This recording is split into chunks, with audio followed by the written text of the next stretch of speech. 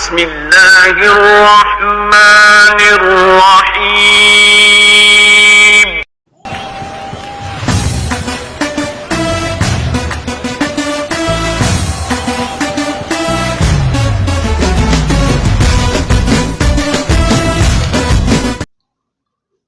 Hello guys, अस्सलाम वालेकुम। उम्मीद करते हैं आप सब दोस्त खैरियत से होंगे। अल्लाह पाक की ज़ात आप सब दोस्तों को हमेशा ज़िंदा सलामत रखे और अपने हिफ्ज़ व अमान में रखे।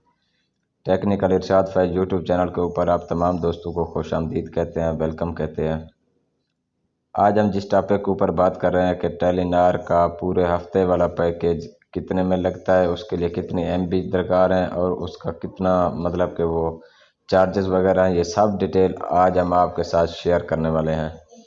आपने वीडियो पूरी देखनी है, वीडियो को स्किप नहीं करना। एंड तक वीडियो पूरी देखने के बाद इंशाल्लाह आप जो कुछ सीखना चाह रहे हैं, जो कुछ समझना चाह रहे हैं, इंशाल्लाह आपको समझ आ जाएगी। आपने लेना है जी 7 डे पैकेज, 7 दिन वाला पैकेज इंटरनेट। वो कितने में लगेगा? आपका लगेगा 115 रुपये प्लस टैक्स के साथ। और कितनी GB होगा डाटा? इंटरनेट डाटा आपको मिलेगा 6 GB। और क्या कोड डायल करना पड़ेगा? *288#।